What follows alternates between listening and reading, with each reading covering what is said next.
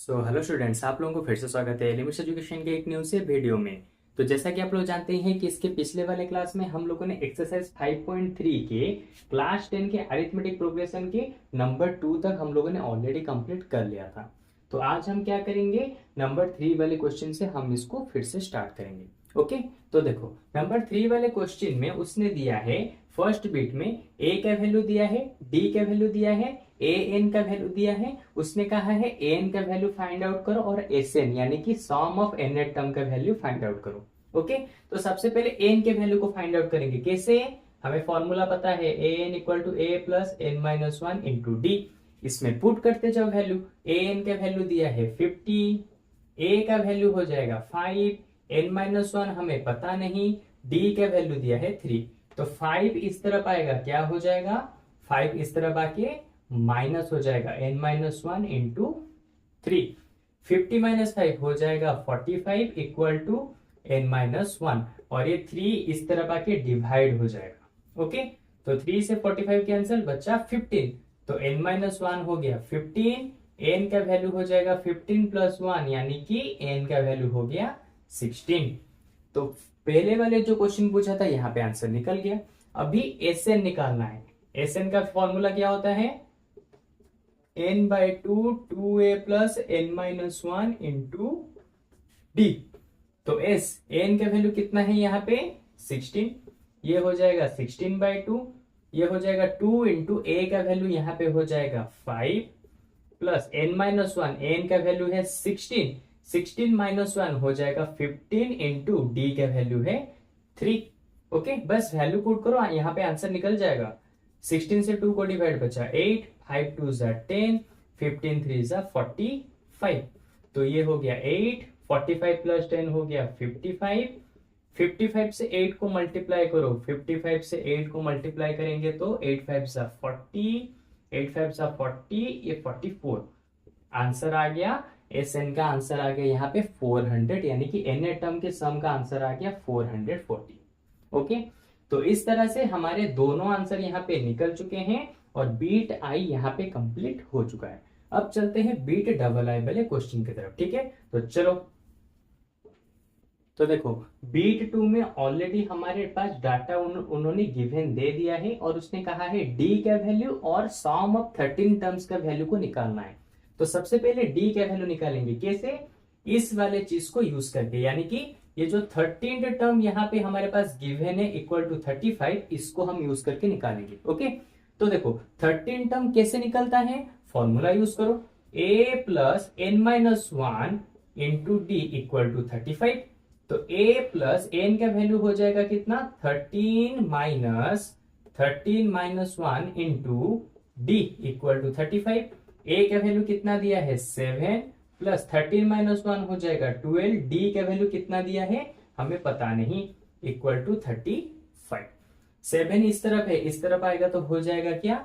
Minus. तो 12d equal to हो जाएगा 35 माइनस 7। तो 35 माइनस 7 हो जाएगा कितना? 12d इक्वल टू हो जाएगा 28। एक मिनट चेक कर लेते हैं फिर से। 12 का वैल्यू यहाँ पे, डी का वैल्यू हो जाएगा 35 माइनस 7 हो जाएगा 28। ठीक है, डी का वैल्यू हो जाएगा कितना? 12 आके यहाँ पे डिवाइड, तो 28 डिवाइडेड बाय 12, तो 4 से कैंसिल, 4 3 जा 4 7 जा, तो डी का वैल्यू यहाँ पे निकल गया 7/3। तो पहले क्वेश्चन का आंसर हमने निकाल चुके हैं। अब चाहिए सम ऑफ 13 टर्म्स। तो पुट करो फॉर्मूला। फॉर्मूला क्या होता है? n by two A plus N minus one into D.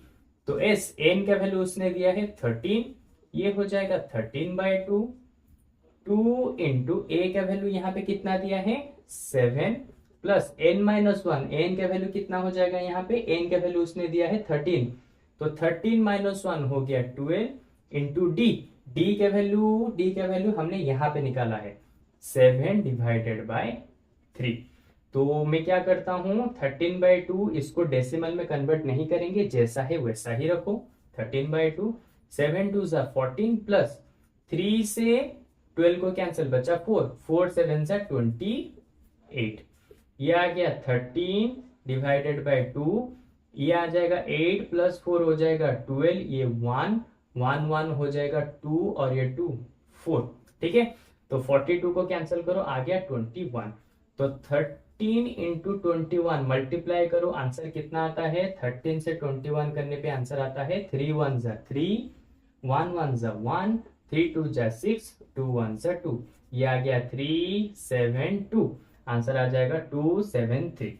तो देखो उसने जो हमें पूछा था डी कितना होगा, हमने यहाँ पे बता दिया डी कितना है। एस 13 सम ऑफ 13 टर्म्स कितना होगा उसने पूछा था, यहाँ पर उसको भी हमने यहाँ पे लिख के दिखा दिया। तो बीट 2 भी यहाँ पे खत्म। अब चलते हैं बीट 3 वाले क्वेश्चन की तरफ। ठीक है, तो सबसे पहले मैं उस क्वेश्चन को यहाँ पे लिख देता हूं।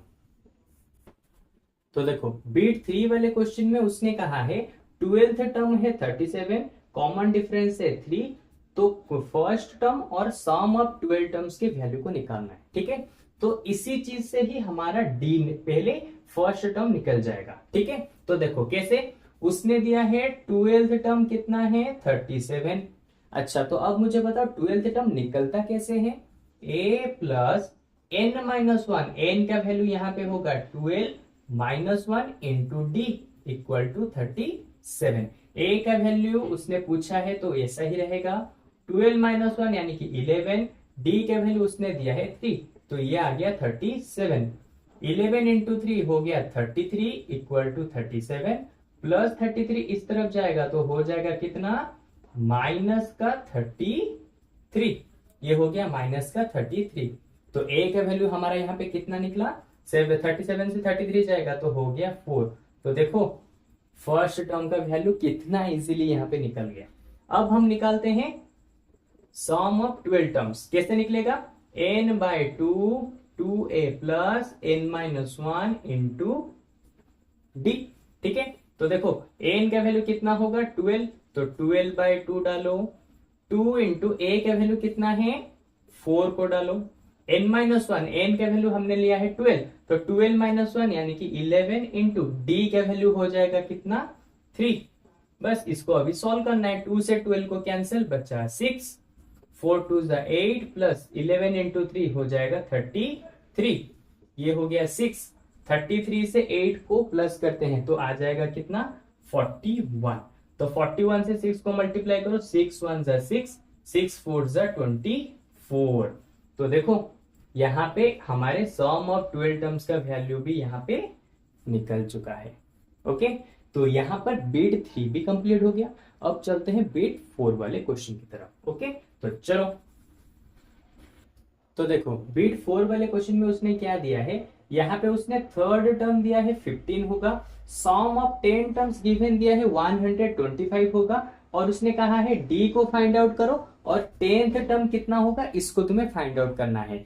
लेकिन देखो यहाँ पे ना तो फर्स्ट टर्म गिवन है ना तो डी गिवन है। ठीक है, यानी कि कॉमन डिफरेंस गिवन है। तो इसको इस तरह के क्वेश्चन को कैसे करोगे? ठीक है, तो यहाँ पे देखो सबसे पहले उसने क्या दिया है, थर्ड टर्म यहाँ पे है 15। तो थर्ड टर्म कैसे निकलता है? थर्ड टर्म निकलेगा a plus n minus 1 into D equal to 15, यानी कि a की जगह पे n की जगह पे तुम्हें पुट करना है 3 minus 1 into D equal to 15। 3 से 1 जाएगा तो कितना हो जाएगा? 3 से 1 जाएगा तो हो जाएगा 2d इक्वल टू 15।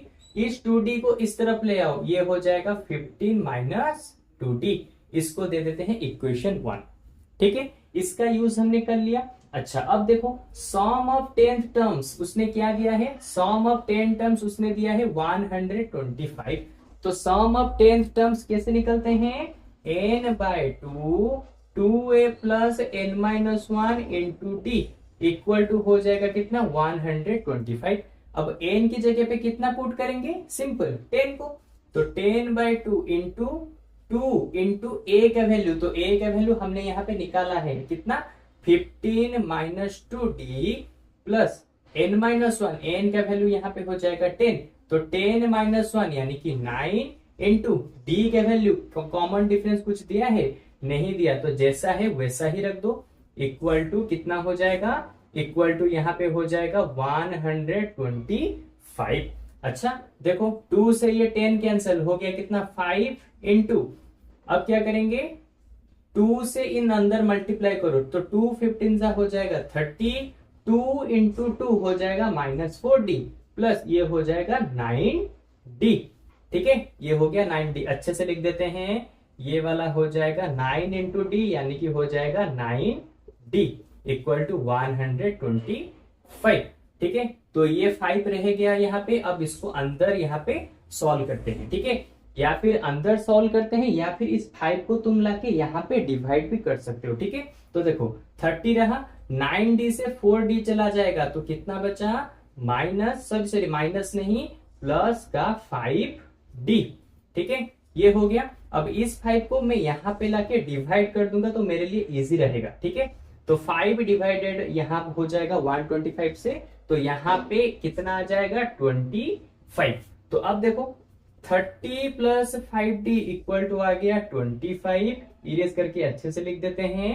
ठीक है, और 5d कितना आ जाएगा, 30 इस तरफ आके क्या हो जाएगा 25 माइनस 30, तो 5d का वैल्यू हो गया 25 से 30 जाएगा तो बचा -5। ठीक है, और d का वैल्यू हो जाएगा 5 आके यहाँ पे डिवाइड, -5 डिवाइडेड बाय 5 यानी कि -1। तो देखो d का वैल्यू निकल गया -1। तो जो उसने कहा था हमने उससे निकाल के दिखा दिया। लेकिन यहाँ पे 10th टर्म को ढूंढने के लिए तुम्हें फर्स्ट टर्म और कॉमन डिफरेंस दोनों की जरूरत पड़ेगी। तो अब हम क्या करेंगे, इस कॉमन डिफरेंस को यूज करेंगे इस इक्वेशन 1 में, जिससे कि हमें फर्स्ट टर्म यहीं पे मिल जाएगा। तो देखो a कितना दिया है, a दिया है यहाँ पे 15 माइनस 2 इंटू डी का वैल्यू कितना है -1, तो ये हो गया 15 minus into minus plus 2 1 2 equal to 17। तो फर्स्ट टर्म यहाँ पे निकल गया कितना 17। अब क्या करेंगे, देखो ये तो यहाँ पे फर्स्ट टर्म निकल चुका है 17। तो अब क्या करेंगे, 10th टर्म हम इजीली निकाल सकते हैं। तो 10th टर्म निकालने का फॉर्मूला क्या है, a plus 10 minus 1 into D. तो फर्स्ट टर्म कितना है 17 प्लस 10 माइनस 1 यानी कि 9, और d का वैल्यू है यहाँ पे -1। तो 17 माइनस इंटू प्लस हो जाएगा -9। तो 17 से 9 जाएंगे, कितना बचा 8। तो 10th टर्म हमारा यहाँ पे हो चुका है कितना 8। तो इस तरह से हमने कॉमन डिफरेंस और 10th टर्म कितना होगा यहाँ पे इजीली निकाल दिया। अब चलते हैं, इसको इरेज करते हैं, नंबर 5th वाले क्वेश्चन को यहाँ पे जल्द से जल्द लिख देते हैं। ठीक है, तो चलो। तो देखो बीट 5 में उसने क्या दिया है, d का वैल्यू गिवन दिया है, सम ऑफ 9 टर्म्स उसने गिवन दिया है। उसने कहा है a को यानी कि फर्स्ट टर्म को फाइंड आउट करो और 9th टर्म कितना होगा उसको भी फाइंड आउट करना है। ठीक है, तो देखो हम इसी चीज को यूज करेंगे और फर्स्ट टर्म को निकालेंगे। कैसे, देखो उसने दिया है sum of 9 terms equal to 75। तो सम ऑफ 9 टर्म्स कैसे निकलते हैं, n by 2 2a plus n minus 1 into D equal to 75। ये होता है सम ऑफ n टर्म का फॉर्मूला। तो n की जगह पे हम डालेंगे 9, ऑलरेडी उसने गिवन दिया है। 2 इंटू a का वैल्यू हमें पता नहीं, प्लस n का वैल्यू होगा 9 माइनस 1 यानी कि 8 इंटू कॉमन डिफरेंस उसने दिया है 5 इक्वल टू 75।